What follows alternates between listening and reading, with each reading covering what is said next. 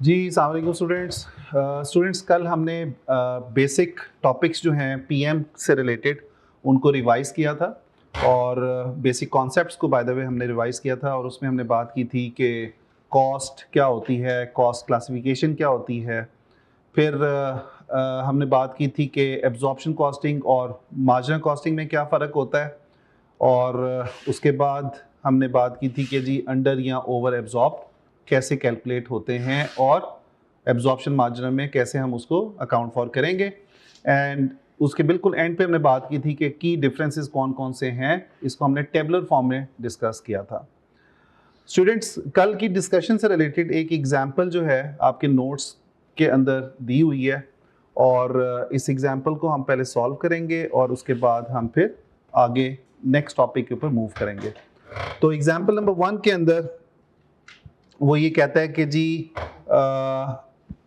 आप सबसे पहले तो अगर आप देखें तो रिक्वायरमेंट क्या दी हुई है, calculate the overhead absorption rate based on machine hours. आपने मशीन आवर्स की बेस पे जो है OAR कैलकुलेट करना है, ठीक है। Then calculate the cost per unit of each product. हर प्रोडक्ट की आपने अलग अलग कॉस्ट कैलकुलेट करनी है per unit. And calculate the sell price if the markup is 20% of the cost, ठीक है। तो अब मेन इंफॉर्मेशन पढ़ते हैं क्वेश्चन की। वो कह रहा है जी एस्टिमेटेड आउटपुट दी हुई है प्रोडक्ट ए की कि हम 5000 यूनिट्स बनाएंगे, बी के लिए 10,000 यूनिट्स बनाएंगे और सी के लिए 15,000 यूनिट्स प्रोड्यूस करेंगे। एस्टिमेटेड मशीन आवर्स जो हैं वो आपको दिए हुए हैं जी 2, 2.5 एंड 1। इट मीन्स कि 5000 को अगर हम 2 से मल्टीप्लाई करें तो हमारे पास टोटल मशीन आवर्स आ जाएंगे ए के लिए, तो ये आते हैं जी 10,000 आवर्स। इसी तरह अगर हम इन 10,000 को 2.5 से मल्टीप्लाई करें तो ये 25,000 जो हैं ये आपके आते हैं hours for product B. And 15,000 into 1 करें तो 15,000 आवर्स आते हैं प्रोडक्ट सी के लिए। तो टोटल आवर्स हमारे पास कितने आएंगे जी, 25 plus 15 40 and 10, so that comes to the 50,000 hours, right.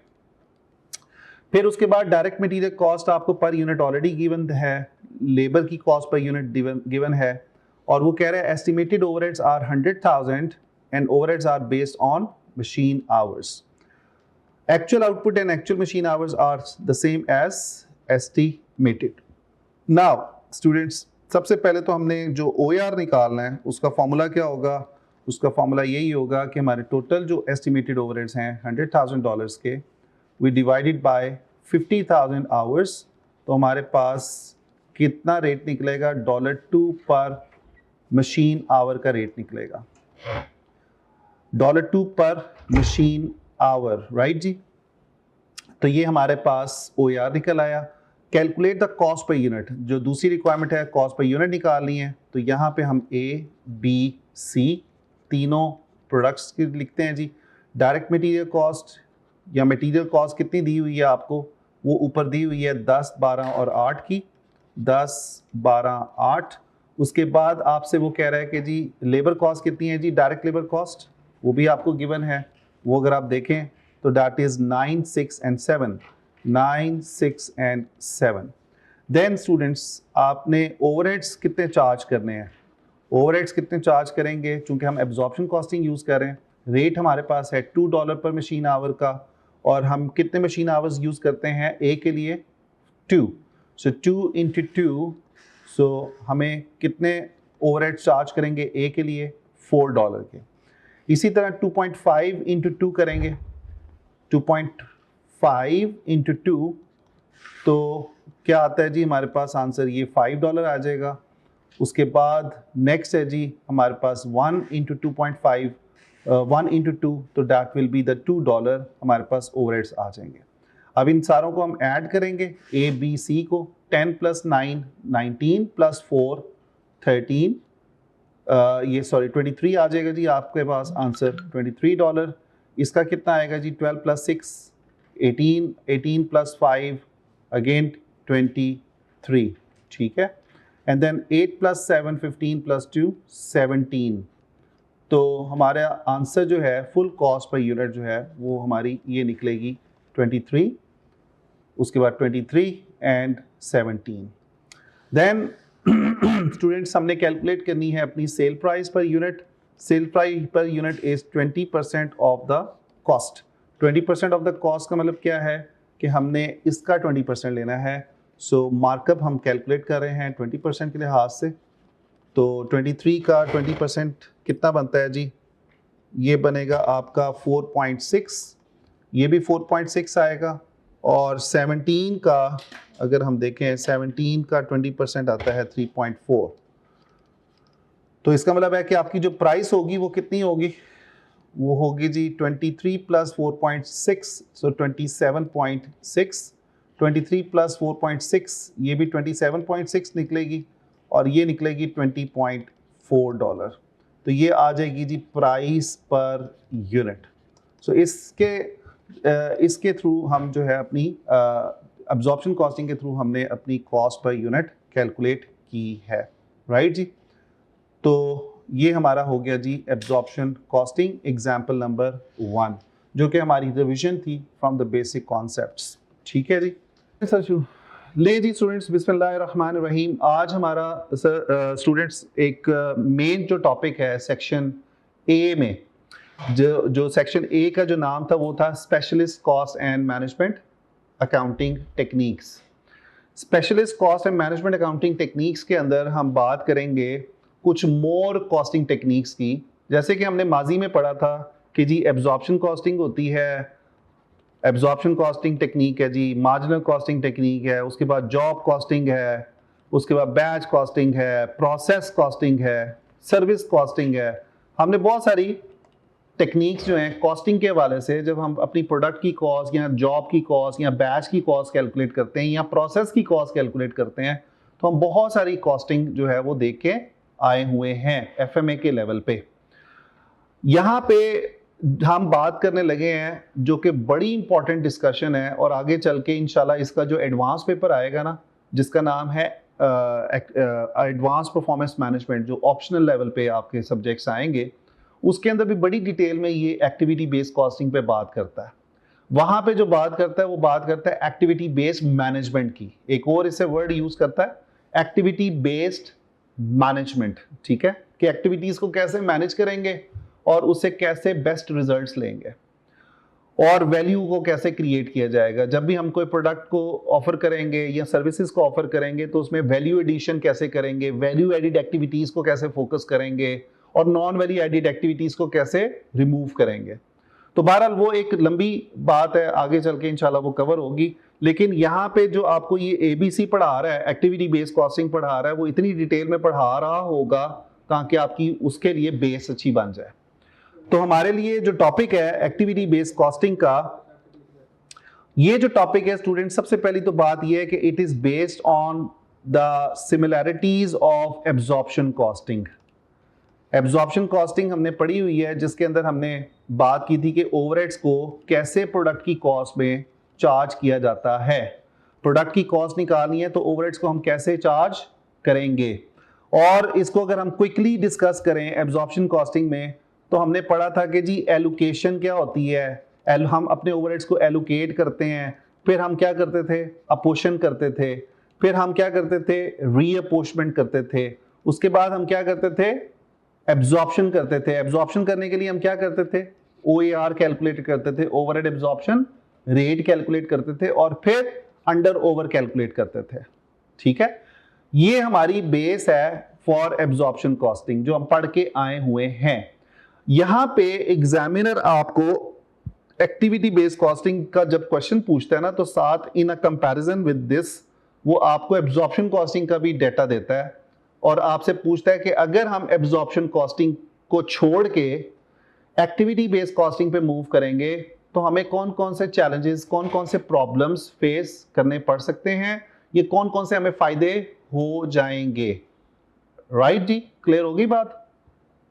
तो लिहाजा हमें एब्जॉर्प्शन कॉस्टिंग का बेसिक नॉलेज होना चाहिए. अब हम आते हैं जी, इसकी कुछ और डिस्कशन करते हैं और बात करते हैं कुछ कि ये जो हम नए कॉस्टिंग मेथड खास तौर पे इस लेवल पे हम पढ़ने जा रहे हैं इस सेक्शन के अंदर, जैसे कि एक्टिविटी बेस्ड कॉस्टिंग है, टारगेट कॉस्टिंग है, लाइफ साइकिल कॉस्टिंग है, थ्रूपुट अकाउंटिंग है, और इसके साथ साथ हमने एक और जो टॉपिक पढ़ना है उसका नाम है EMA, इन्वायरमेंटल मैनेजमेंट अकाउंटिंग, जो आजकल की बड़ी हॉट डिबेट है मैनेजमेंट अकाउंटिंग के अंदर। तो उसको इन टेक्निक्स को क्यों आपके लिए बनाया जा रहा है या बताया जा रहा है या एक्सप्लेन किया जा रहा है, इसको बड़े ध्यान से समझना है, इसलिए कि ये जो नॉलेज अब मैं आपके साथ डिस्कस करने जा रहा हूं ना, ये नॉलेज होगा इन टॉपिक्स को समझने के लिए आपको हेल्पफुल होगा। देखें, कोई भी कॉस्टिंग टेक्निक्स, जो नई कॉस्टिंग टेक्निक्स आपने अगर समझनी है तो आपको पिछली जो टेक्निक्स हैं उनका यूज का पता होना चाहिए, उनकी हिस्ट्री का थोड़ा सा पता होना चाहिए। आपको ये पता होना चाहिए कि एब्जॉर्प्शन कॉस्टिंग कब बनी थी, उसकी क्या रीजन थी, क्या बेस थी, ठीक है। मार्जिनल कॉस्टिंग क्यों बनाई गई, ऑब्वियसली उसके जो एब्जॉर्प्शन कॉस्टिंग में जो वीकनेसेस थी उनको एड्रेस करने के लिए मार्जिनल कॉस्टिंग को लॉन्च किया गया, ठीक है। तो यहां पे सबसे पहले तो हमें यह समझना जरूरी है कि भाई there was some change in the business environment. अगर हम बात करें ना 19, इसके लिए ना हम अपने आप को लेके जाते हैं 1970 की दिहाई में। 1970s और 1960s के अंदर ना पूरी दुनिया में एक इंडस्ट्रियल रेवोल्यूशन आया था। क्या आया था? इंडस्ट्रियल रेवोल्यूशन आया था 1960 से 1970 की दिहाई में। उस वक्त अमेरिका के अंदर ये सोचा जाता था कि जो कंपनी ज्यादा प्रोडक्शन करती है, जो चीजें ज्यादा बना के बेचती है, उसका प्रॉफिट उतना ही ज्यादा होता है। उस वक्त का जो इन्वायरमेंट था ना, वो फोकस ये नहीं करता था, वो ये अंडरस्टैंड नहीं करता था कि यार कंपटीशन भी कोई चीज होती है। उस वक्त ये नहीं समझा जाता था कि आफ्टर सेल सर्विसेज भी कोई चीज होती है। उस वक्त ये नहीं समझा जाता था कि क्वालिटी ऑफ प्रोडक्ट भी बनानी चाहिए। उस वक्त बस जोर था कि यार प्रोडक्शन करते रहो, प्रोडक्शन करते रहो, प्रोडक्शन करते रहो। उस वक्त ये इंपॉर्टेंस रियलाइज हुई थी कि यार जो स्टील है ना, जो कंपनी स्टील्स के साथ डील करती है ना, वो जो भी स्टील्स के रिलेटेड प्रोडक्ट्स बनाएगी ना, वो कामयाब होगी। उस वक्त स्टील का आप ये कह लें कि स्टील ओरिएंटेड जितने, स्टील से रिलेटेड जितने भी कारोबार थे, जिसमें गाड़ियों का कारोबार था, जिसमें चूंकि आपको पता है कि इंडस्ट्री जो मैकेनिकल मशीनरीज होती हैं उसमें भी स्टील यूज हुआ जाता है, ठीक है, मेटल यूज किया जाता है, आयरन यूज किया जाता है। तो उस वक्त क्या किया जा रहा था कि आपका फोकस प्रोडक्शन और प्रोडक्शन के ऊपर था। लेकिन बाद में हमारे सामने चेंजेस आना शुरू हुई। जो उस रेवोल्यूशन से हम बाहर निकलते गए, 1970s के बाद अगर हम देखें तो हमें कंपनीज ने, बिजनेस ने ये रियलाइज करना शुरू किया कि यार कंपटीशन भी कोई चीज है। हमें वो प्रोडक्ट बनानी चाहिए जो कंपेटिटिव हो। हम देखा देखी एक दूसरे की प्रोडक्ट्स नहीं बना सकते, हमें कंपटीशन में विन करना है, कंपटीशन के अंदर जीतना है। जितना हम कंपटीटिव प्राइस पे लेकर आएंगे प्रोडक्ट को, उतनी अफोर्डेबल होगी और हम क्या करेंगे, अपने प्रॉफिट को बढ़ा सकते हैं। हम ये नहीं कर सकते कि यार जो दिल चाहे प्राइस रख दो। हमें कंपेटिटिव प्राइस को देखना पड़ेगा, हमें मार्केट को स्टडी करना पड़ेगा, हमें मार्केट को एनालाइज करना पड़ेगा। अब देखें, यहाँ पे अगर क्रेसेंट कॉलेज में हम कोई नया पेपर ऑफर करते हैं ACCA का, या कोई भी नया कोर्स ऑफर करते हैं, तो फर्स्ट ऑफ ऑल हमें ये अंडरस्टैंड करना पड़ेगा कि क्या हमारे जो कंपेटिटर्स हैं, क्या वही कोर्स पढ़ा रहे हैं। अगर पढ़ा रहे हैं तो उनकी क्वालिटी क्या है, उनकी प्राइस क्या है, उनकी आफ्टर कोर्स डिलीवरी सर्विसेज क्या है, तो वो चीज़ों को हमें देखना पड़ेगा। अगर हम उसको स्टडी नहीं करते तो हम, इसका मतलब है कि हम इंटरनली और फोकस्ड हैं, हम एक्सटर्नली फोकस्ड नहीं है, मार्केट को स्टडी नहीं कर रहे। दूसरे नंबर पे बिजनेस ने रियलाइज किया कि यार ऑटोमेशन का दौर है, कंप्यूटराइज्ड मशीनरी, IT आ गया बीच में, ठीक है। 1980s में, 1990s में IT का दौर शुरू हुआ, IT के ऊपर फोकस चला गया, ऑटोमेशन पे काम चला गया। अभी भी ऑटोमेशन पे बहुत ज्यादा फोकस्ड है। रोबोटिक हैंड से आप प्रोडक्शन कर रहे हैं, गाड़ियां रोबोटिक हैंड से, लेबर के इनपुट कम हो गया, मशीनरी का इनपुट ज्यादा होना शुरू हो गया, ऑटोमेटिक मशीनें आना शुरू हो गई, ऑटोमेटिक आपकी बेल्ट्स लगाई गई कि जी आपकी प्रोडक्शन जो है ना वो एक बेल्ट के ऊपर चलती रहे चीजें और उनके ऊपर काम होता रहे और जल्दी से हम बना के बाहर भेज दें। मैस प्रोडक्शन के ऊपर काम करना शुरू किया गया। पहले हम चीजें बनाते थे 1-1, 2-2 करके, 5-5 करके, पॉपुलेशन भी उस वक्त कम होती थी और डिमांड भी कम होती थी। अब जो है डिमांड भी बड़ी दुनिया में चीज़ों की, तो लिहाजा हमें ज़्यादा मैस प्रोडक्शन की तरफ जाना पड़ा। तो उसके लिए अगर हम लेबर से काम लेते तो शायद इतना जल्दी हम उसको डील अपने ऑर्डर्स को फुलफिल ना कर पाते। फिर बिजनेस ने ये रियलाइज करना शुरू किया क्योंकि अब टेक्नोलॉजी आ रही है तो प्रोडक्ट का लाइफ साइकिल जो है ना वो चेंज होना शुरू हो गया।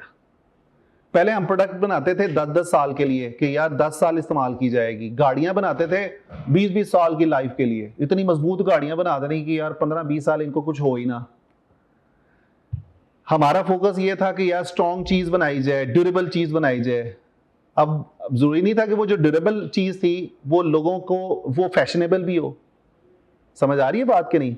लोगों का माइंड चेंज हुआ, लोग कहते हैं जी हमने मोबाइल लेना है तो हमने 5 साल के लिए थोड़ी लेना है, हमने तो 1 साल के बाद हमारा दिल भर जाएगा, हम तो चाहेंगे कि नया मोबाइल हमें खरीदा जाए, हम खरीदें, लेटेस्ट टेक्नोलॉजी लें। तो उससे हुआ ये कि प्रोडक्ट का जो पहले लाइफ स्पैन था ना, पहले 5 साल के लिए जो प्रोडक्ट हम इस्तेमाल करते थे या बनाते थे, उसको बनाने के लिए अब हम ये कहते थे कि जी अब हम प्रोडक्ट बनाएंगे 1 या 2-2 साल के बाद। फिर हम डिफरेंट मॉडल्स लॉन्च करेंगे, उसमें डिफरेंट वर्जन्स आएंगे, डिफरेंट एडिशंस आएंगे, ठीक है। उसके बाद जी ग्रोथ ऑफ इंडस्ट्री, कौन सी इंडस्ट्री ग्रो की? पहले मैन्युफैक्चरिंग पे ज्यादा जोर था, सर्विसेज को रियलाइज किया गया। जैसे for example after sale services को रियलाइज किया गया कि यार आफ्टर सेल सर्विस भी होनी चाहिए। हम प्रोडक्ट बना के बेच रहे हैं, कल को प्रॉब्लम आ जाए तो हमारा कोई कारिंदा, कोई नुमाइंदा उस आफ्टर सेल सर्विसेज को भी तो प्रोवाइड करे ना। देन ये रियलाइज किया गया कि यार बिजनेस जो है ना अब कंबाइंड हो रहे हैं, मर्जर्स हो रहे हैं, अलायंसेज हो रही हैं। आपने पढ़ा है ना पेरेंट कंपनीज का, ग्रुप्स का, कंसोलिडेशंस का। इसी तरह और भी अरेंजमेंट्स होते हैं जिसमें बोलते हैं अलायंसेज, मर्जर्स, एक्विजिशंस, ठीक है। तो वो उसको रियलाइज किया गया कि यार अब बिजनेसेस आपस में कंसोलिडेट हो रहे हैं। जैसे आईटी का बिजनेस जो है वो साथ एक और बिजनेस के साथ कंसोलिडेट किया गया है जिसके अंदर आपकी टैक्सी सर्विसेज हैं फॉर एग्जांपल। आपस में ये दो बिजनेस मिल के काम कर रहे हैं किसी और प्रोजेक्ट के ऊपर या किसी और फर्दर एरिया ऑफ बिजनेस के ऊपर। फिर स्ट्रक्चरल चेंज आ गई। पहले ऑर्गेनाइजेशन टॉल स्ट्रक्चर होती थी, लंबी हायरार्कीज होती थी। उसके बाद रियलाइज किया गया यार फ्लैट होनी चाहिए, फ्लैट स्ट्रक्चर फॉलो किया जाए। ये फोकस किया जाए कि यार आजकल मैट्रिक स्ट्रक्चर कैसे डेवलप किया जा सकता है, नेटवर्किंग के ऊपर आया जाए, टीम्स बनाई जाए। पूरी दुनिया में चूंकि अब आईटी है, आप यहां से बैठ के अमेरिका के लिए काम कर रहे हैं, यहां से बैठ के यूके के लिए काम कर रहे हैं, यहां से बैठ के यूएई के लिए काम कर रहे हैं, अफ्रीका के लिए काम कर रहे हैं, तो टीम्स बनाई गई। आपको जहां से जो सी चीज सस्ती मिले आउटसोर्सिंग कर लें। समझ आ रही है बात कि नहीं? तो ये एनवायरनमेंट में चेंजेस आई। जब एब्जॉर्प्शन कॉस्टिंग और मार्जिनल कॉस्टिंग जब बनाई गई थी तो उस वक्त जो दौर था वो किस चीज का था? यूजुअली वो जो दौर चल रहा था ना, वो चल रहा था इंडस्ट्री रेवोल्यूशन का दौर चल रहा था उस वक्त जब हमने बनाई थी। इसलिए एब्जॉर्प्शन कॉस्टिंग में जब हम अपने ओवरहेड्स को चार्ज करते हैं तो ज्यादातर हम किस बेसिस पे चार्ज कर रहे होते हैं? प्रोडक्शन एक्टिविटी पे चार्ज कर रहे होते हैं। जिसकी जितनी प्रोडक्शन एक्टिविटी होगी उसको उतने ही ज्यादा ओवरहेड्स मिल जाएंगे, ठीक है। अब इसकी वजह से रिजल्ट क्या हुआ? ये जब चेंजेस आई पूरी दुनिया के अंदर, तो चेंजेस आने की वजह से हमें कुछ ऑब्वियसली मैनेजमेंट अकाउंटिंग में कुछ नई कॉस्टिंग मेथड्स को भी तो डेवलप करना था कि नहीं करना था? हमें कुछ नई चेंजेस भी तो लानी चाहिए थी कि नहीं लानी चाहिए थी? लानी चाहिए थी। तो उसका रिजल्ट ये निकला कि हमने कहा यार टोटल क्वालिटी मैनेजमेंट पे फोकस किया जाए, TQM के फोकस किया जाए, यानी कि जीरो डिफेक्ट फिलॉसफी। ये जापानीज फिलॉसफी है। जापानीज ने रियलाइज किया कि यार जो प्रोडक्ट बनाई जाए ना वो क्वालिटी फोकस्ड हो, कस्टमर सेटिस्फैक्शन उससे आए, उसमें डिफेक्ट ना होने के बराबर हो, यानी कि 99.999% एक्यूरेसी हो। चूंकि क्वालिटी प्रोडक्ट होगी तो बिकेगी, नहीं क्वालिटी वाली होगी तो प्रोडक्ट बिकेगी नहीं, कस्टमर्स की सेटिस्फैक्शन ही नहीं आएगी। कस्टमर सेटिस्फाइड नहीं होंगे, प्रोडक्ट को बार बार हमें वापस करेंगे तो हमें रीवर्क करना पड़ेगा, रीवर्क करेंगे तो दोबारा से हमारी रीवर्किंग की कॉस्ट लगेगी।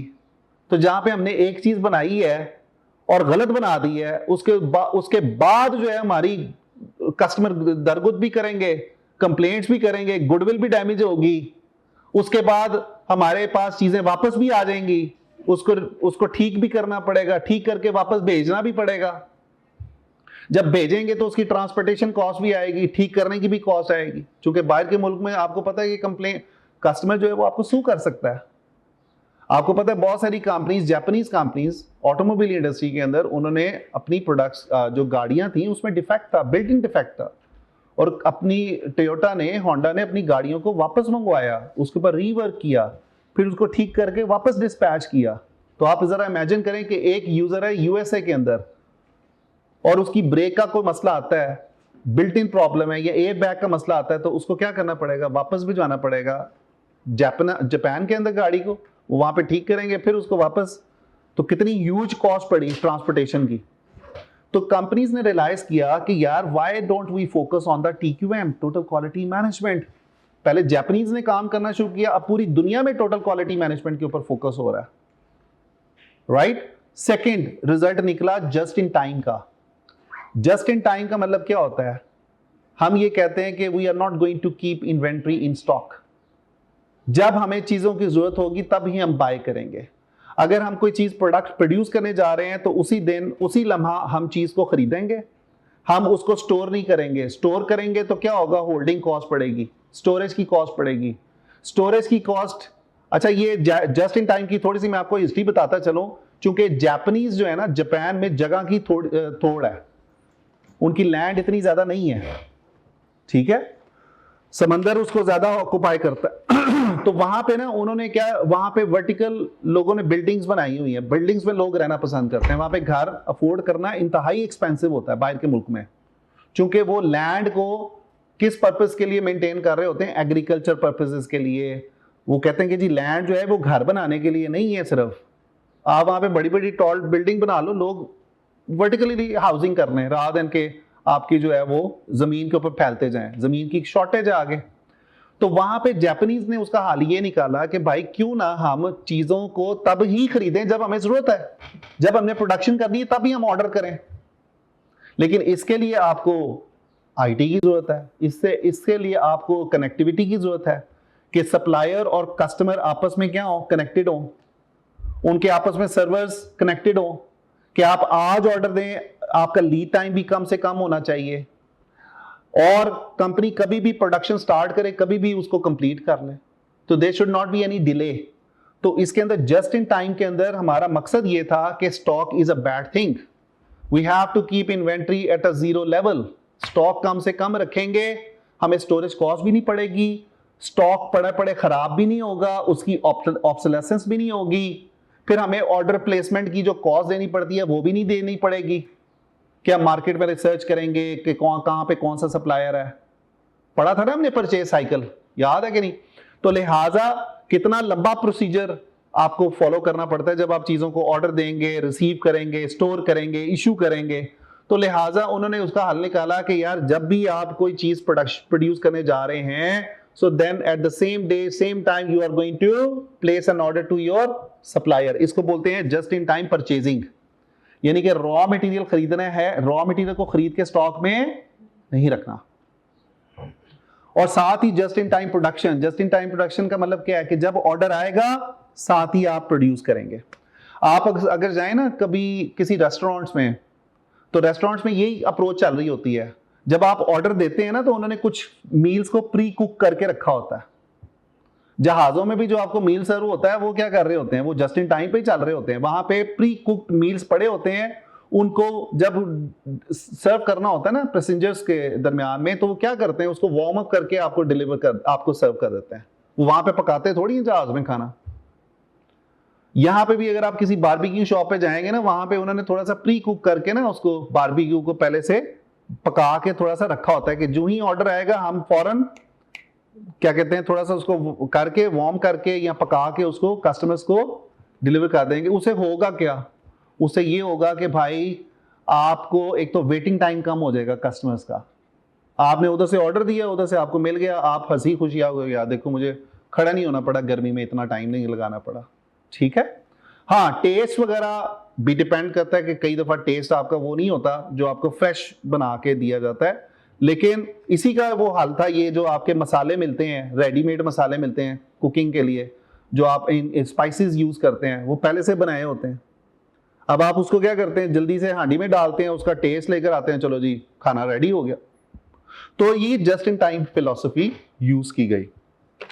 उसके बाद स्टूडेंट्स ये जो फीचर्स इनके आए जस्ट इन टाइम के और TQM के, ये कहाँ पे हम इसको इस्तेमाल करते हैं, इसके थोड़ी सी मैंने समरी यहाँ पे दी हुई है कि जस्ट इन टाइम और TQM, अब आजकल के दौर में ना ये JIT और TQM बहुत सारी मैन्युफैक्चरिंग इंडस्ट्रीज में यूज हो रहा है, चाहे वो किसी भी नेचर की हो। हम उसी स्टडीज को फॉलो करके तो आगे हम काम कर रहे हैं।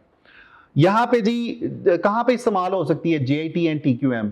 जहां पे ऑटोमेशन हो, जहां पे मशीनरीज यूज हो रही हो, ऑटोमेटिक काम हो रहे हो। Second, high level of overheads. अब देखें JIT लगा दी, टेक्नोलॉजी ले आए, उस टेक्नोलॉजी ने इलेक्ट्रिसिटी भी यूज करनी है, मशीनरी है ना, ओवरहेड्स बढ़ेंगे या कम होंगे?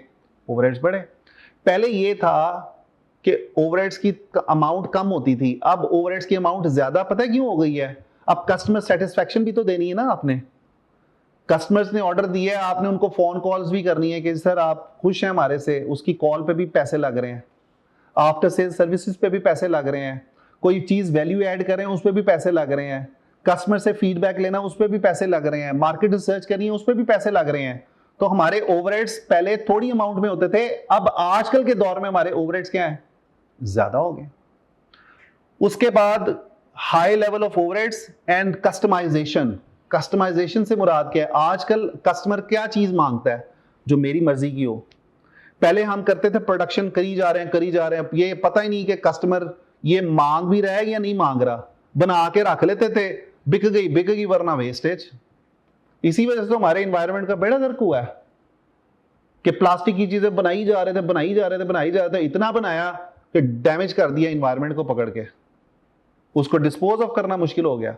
अब आजकल ये जो फोटोकॉपी मशीनें बनती हैं, ये ऐसे मटेरियल से बनती हैं कि जिसको डिस्कार्ड करना, डिस्पोज ऑफ करना आसान हो, वरना तो प्लास्टिक जो है वो आपको पता है सॉइल में वो डिजॉल्व ही नहीं होता, उसको यानी कि उसको करना हो तो बड़ा मुश्किल है। तो उसी प्लास्टिक को रिसाइकिल किया जाए, उसको आगे इस्तेमाल में लेके आया जाए।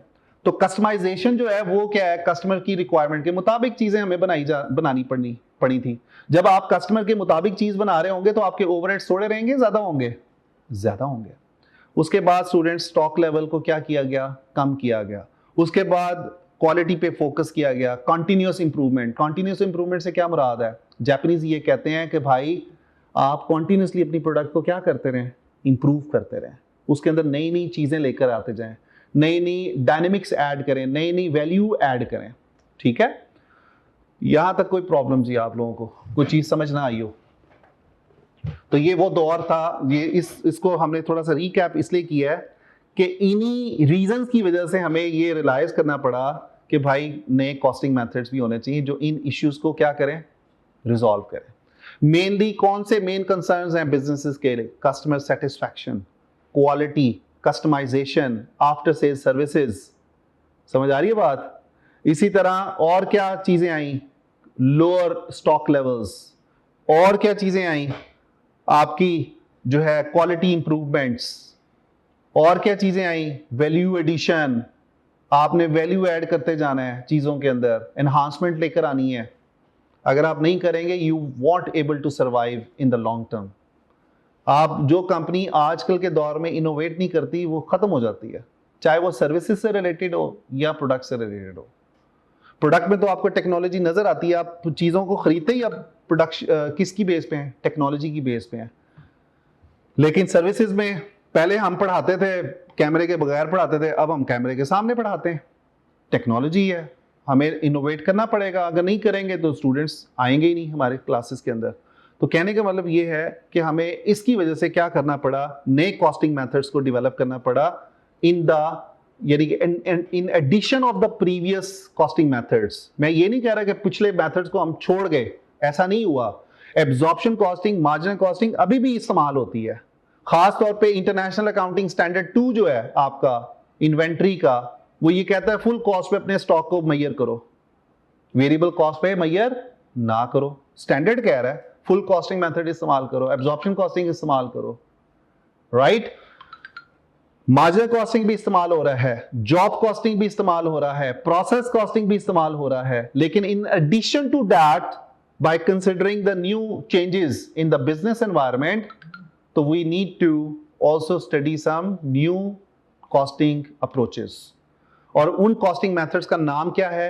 Activity based costing, target costing, life cycle costing, throughput accounting and environmental management accounting, जो हम इंशाल्लाह हम इस सेक्शन में कंप्लीट करेंगे।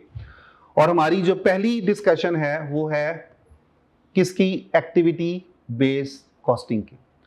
एक्टिविटी बेस्ड कॉस्टिंग को समझने के लिए सबसे पहले हम बात करते हैं कि भाई एब्जॉर्प्शन कॉस्टिंग में मसले क्या थे या मसले हैं क्या, क्यों हमें ये बनाने पड़ी, क्यों हमें एक्टिविटी बेस्ड कॉस्टिंग के ऊपर लेके जाना पड़ा, क्या रीजन थे जी। तो इसकी बात करते हैं।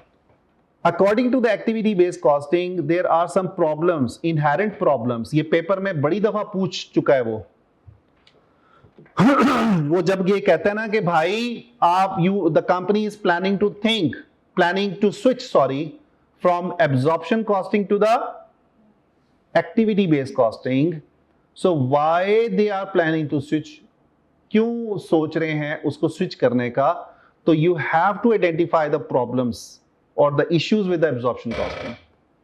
जब तक आपको उसके इश्यूज का पता नहीं होगा कि आप कैसे सजेस्ट करेंगे कि you have to use a new costing method like activity based costing. ठीक है, तो एब्जॉर्प्शन कॉस्टिंग और एक्टिविटी बेस्ड कॉस्टिंग तकरीबन 90% सेम है। कितने परसेंट सेम है? 90%। और उसमें थोड़ा बहुत चेंज आएगा, वो इंशाल्लाह जब हम डिस्कस करेंगे आपको ऑटोमेटिकली पता चलता जाएगा।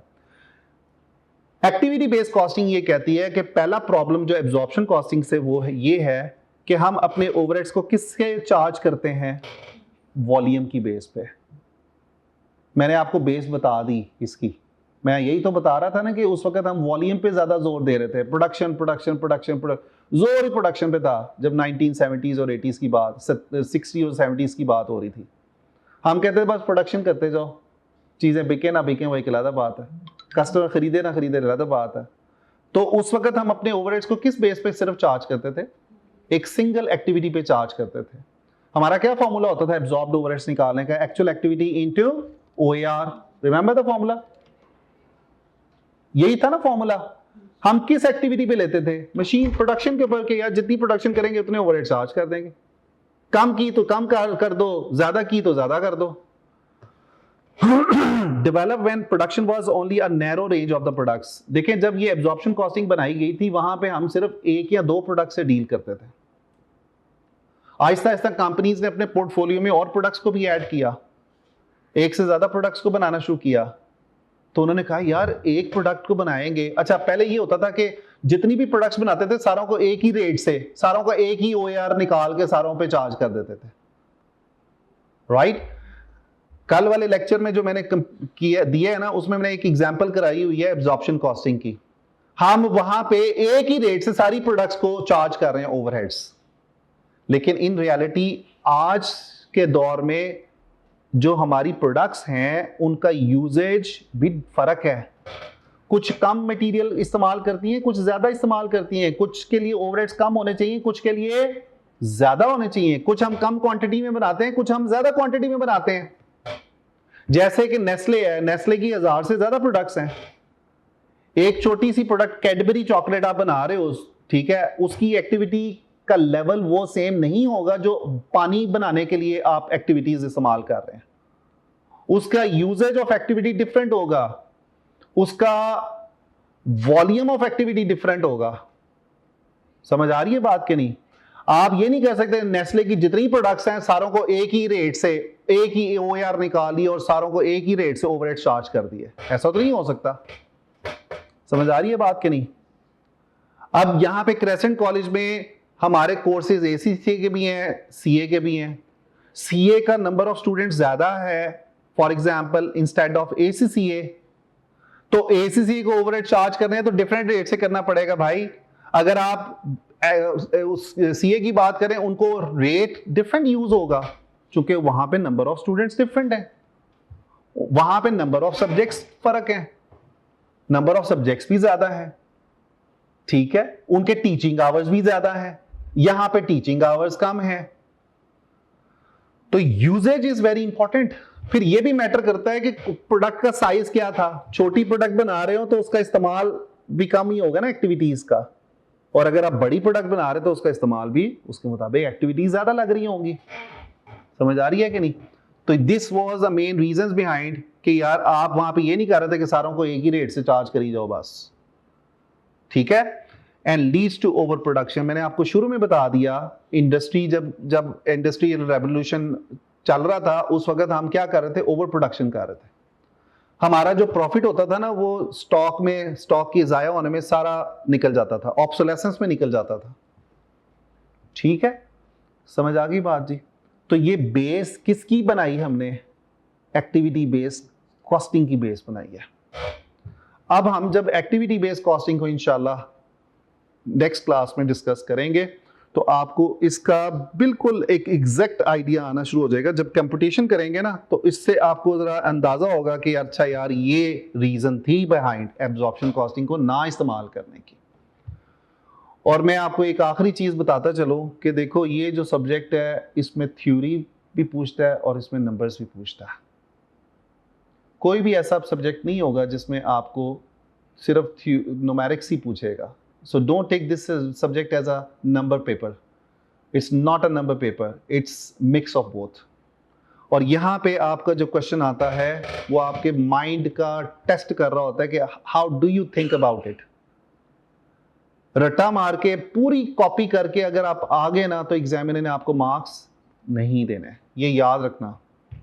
इसलिए मैं आपको जितने भी मैंने सब्जेक्ट्स पढ़ाए हैं उसमें मैं आपको ये कहता था ना कि कॉन्सेप्ट लें। लिखना अब आपने अपने हिसाब से है और यहाँ पे कोशिश करनी है कि जब आप वर्ड पे काम कर रहे हैं, वर्ड पे कोई डिस्क्रिप्शन एक्सप्लेनेशन दे रहे हैं, so you have to avoid the grammatical mistakes also. So grammatical mistakes will be taken care of at this stage right in the paper PM onwards। तो इसको इंशाल्लाह जब हम बात करेंगे ना मॉडल आंसर्स की, जब मैं आपके सामने आंसर्स प्रेजेंट करूंगा कि यार पहले मैं आपसे पूछूंगा कि आपका क्या ख्याल है, और ये पेपर जितना हम डिस्कशन करेंगे आपस में, जितना आपस में ब्रेनस्टॉर्मिंग करेंगे उतना ही हमें समझ ज्यादा आएगा। इस पेपर से हमने भागना और डरना नहीं है।